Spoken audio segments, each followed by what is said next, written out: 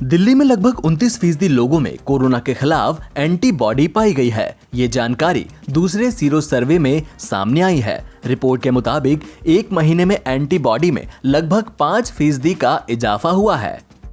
खास बात यह है कि दिल्ली में 18 साल से कम उम्र के बच्चों में सबसे ज्यादा एंटीबॉडी पाई गई है। यही नहीं, पुरुषों की तुलना में महिलाओं में एंटीबॉडी मिलने का औसत ज्यादा है। अभी कुल 12,598 सैंपल की रिपोर्ट स्वास्थ्य विभाग को सौंपी गई है। 2,500 सैंपल का आकलन अभी चल रहा है। शरीर में एंटीबॉडीज मिलने का मतलब है कि उस शख्स को कोरोना से इम्यूनिटी हासिल हो चुकी है, मगर यह इम्यूनिटी कितने वक्त तक के लिए है, इस पर अभी एक्सपर्ट्स की एक राय नहीं है। जब एक सीमा से ज्यादा लोगों में एंटीबॉडीज मिलती है तो इससे नोवेल कोरोना वायरस के प्रति हर्ड इम्यूनिटी डेवलप हो सकती है। दिल्ली में पहला सीरो सर्वे एनसीडीसी की अगुवाई में हुआ था। तब 27 जून से 5 जुलाई के बीच 21,387 सैंपल्स लिए गए थे। इनमें से 23.48% लोगों में एंटीबॉडी पाई गई थी। इस रिपोर्ट के बाद ये कहा जाने लगा था कि दिल्ली में लगभग 1/4 लोगों में कोरोना का संक्रमण हो गया और वे ठीक भी हो गए हैं। 1/4 आबादी यानी लगभग 50 लाख लोगों में एंटीबॉडी मिलने के बड़े मायने हैं। इस वजह से दिल्ली सरकार ने हर महीने सीरो सर्वे कराने का फैसला किया। अब दूसरे सीरो सर्वे में लगभग 29% लोगों में इस वायरस के खिलाफ एंटीबॉडी मिली है, जो पहले सर्वे के तथ्य को और भी मजबूत करता है। अब यह और दावे के साथ कहा जा सकता है कि दिल्ली में 1/4 से ज्यादा लोगों में एंटीबॉडी बन गई है और धीरे धीरे इसकी संख्या में भी इजाफा हो रहा है।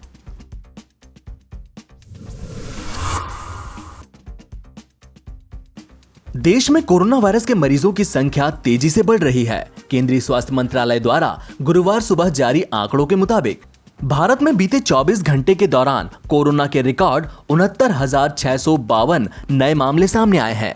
आपको बता दें कि यह कोरोना मामलों में एक दिन में अब तक की सबसे बड़ी उछाल है। इस दौरान 977 लोगों की मौत भी हुई है। भारत में अब तक कोरोना के 28,36,926 मामले आ चुके हैं, जिनमें से 6,86,395 एक्टिव केसेस हैं, जबकि 20,96,656 लोग संक्रमण मुक्त हो चुके हैं। बीते 24 घंटे में देश भर में 9 लाख से ज्यादा कोरोना टेस्ट हुए हैं। ये जानकारी स्वास्थ्य मंत्रालय भारत सरकार ने दी। आपको बता दें कि यह एक रिकॉर्ड है जब देश भर में एक ही दिन में कोरोना के 9 लाख से ज्यादा टेस्ट किए गए हैं। कोरोना का सबसे ज्यादा कहर महाराष्ट्र पर टूटा है। यहां कोरोना संकट बेकाबू होता नजर आ रहा है। मरीजों की संख्या भी तेजी से बढ़ रही है। गुरुवार सुबह जारी आंकड़ों के मुताबिक महाराष्ट्र में पिछले 24 घंटे में कोरोना वायरस संक्रमण के 13,165 नए मामले सामने आए, जिसके बाद कोविड-19 महामारी के मरीजों की कुल संख्या बढ़कर 6,28,642 हो गई। आईसीएमआर के मुताबिक 19 अगस्त तक देश में कुल 3,26,61,252 कोरोना टेस्ट किए जा चुके हैं, जिनमें से 9,18,470 कोरोना टेस्ट बीते 24 घंटे में किए गए हैं। जानकारों का ऐसा मानना है कि देश में संक्रमितों की संख्या में तेजी से इजाफे का कारण है कि अब पहले के मुकाबले ज्यादा संख्या में लोगों की जांच की जा रही है।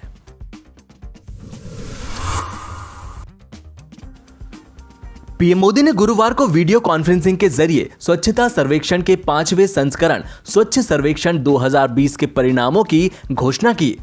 इसमें लगातार चौथी बार इंदौर को देश के सबसे साफ शहर का खिताब मिला। इस दौरान साफ सफाई को लेकर बेहतर प्रदर्शन करने वाले शहरों को पुरस्कृत भी किया गया।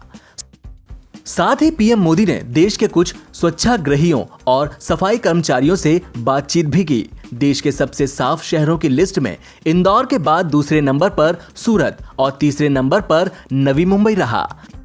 केंद्रीय मंत्री हरदीप पुरी ने मध्य प्रदेश के मुख्यमंत्री शिवराज सिंह चौहान को बधाई भी दी। छत्तीसगढ़ सबसे साफ राज्य के तौर पर घोषित किया गया है। देश के नागरिकों में स्वच्छता को लेकर भागीदारी बढ़ाने के लिए स्वच्छ सर्वेक्षण की शुरुआत की गई थी। बीते 28 दिनों में स्वच्छ सर्वेक्षण 2020 को पूरा किया गया है। गुरुवार को आयोजित होने वाले स्वच्छ महोत्सव में स्वच्छता सर्वेक्षण रिपोर्ट के अलावा स्वच्छ सर्वेक्षण इनोवेशन, स्वच्छ सर्वेक्षण सोशल मीडिया और गंगा के किनारे बसे नगरों की भी रिपोर्ट जारी की गई।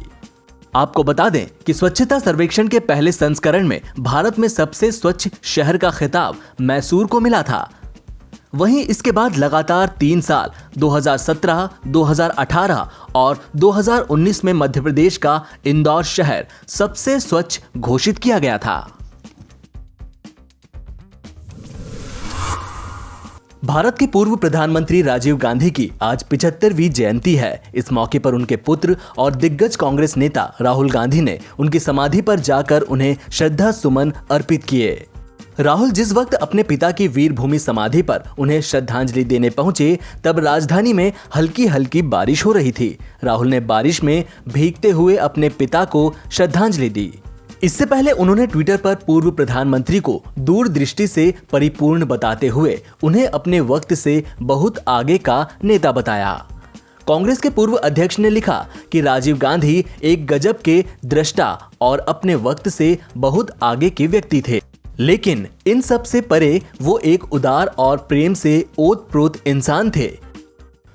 उन्होंने आगे लिखा कि मैं उन्हें अपने पिता के रूप में पाकर खुद को बहुत भाग्यशाली और गौरवान्वित महसूस करता हूं। हम उन्हें आज और हर दिन याद करते हैं। आपको बता दें कि राजीव गांधी का जन्म 20 अगस्त 1944 को बॉम्बे में हुआ था, जिसे अब मुंबई के नाम से जाना जाता है। पेशे से पायलट राजीव गांधी ने साल 1984 में प्रधानमंत्री के रूप में शपथ ली थी। अक्टूबर 1984 में जब पूर्व प्रधानमंत्री इंदिरा गांधी की सिख कट्टरपंथियों ने हत्या कर दी थी, तो अचानक राजीव गांधी को राजनीति का रुख करना पड़ा। साल 1991 में लोकसभा चुनाव प्रचार के दौरान तमिल चरमपंथियों ने उन्हें बम से उड़ा दिया था। इस दौरान राजीव गांधी की मौत हो गई थी।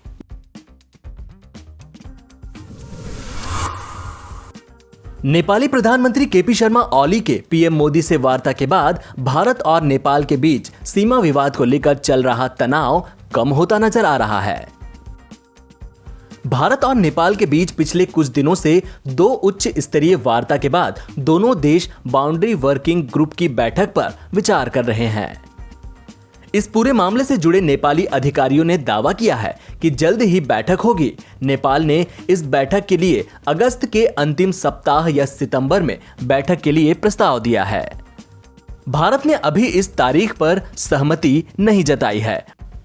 बाउंड्री वर्किंग ग्रुप की स्थापना साल 2014 में की गई थी। इसका मकसद बाउंड्री पिलर के निर्माण और मरम्मत का काम देखना था। अब तक इस ग्रुप की 6 बैठक हो चुकी है। पूर्व विदेश सचिव मधु रामन आचार्य ने कहा कि पीएम ओली और पीएम मोदी के बीच वार्ता के बाद दोनों देशों के बीच रिश्तों में जमी बर्फ खत्म हो गई। पिछले साल नवंबर के बाद भारत और नेपाल के बीच में कोई राजनयिक या उच्च स्तरीय बैठक नहीं हुई थी। अभी कुछ दिनों पहले दोनों देशों के अधिकारियों की पहली बैठक हुई है। आपको बता दें कि नेपाल एक तरफ तो भारत के साथ हाल ही के दिनों में बढ़े तनाव को कम करने की कोशिश करता दिख रहा है, लेकिन दूसरी तरफ वह काला पानी के मसले को गरमाने की भी तैयारी में है। इंटेलिजेंस एजेंसी सूत्रों से मिली जानकारी के मुताबिक नेपाल सरकार काला पानी पर अपना दावा जताने के लिए एक किताब निकालने की तैयारी कर रही है, जिसे एम्बेसी के जरिए कई अलग अलग देशों में भेजा जाएगा, ताकि काला पानी पर नेपाल के दावे को लेकर वह दूसरे देशों की सहानुभूति भी हासिल कर सके।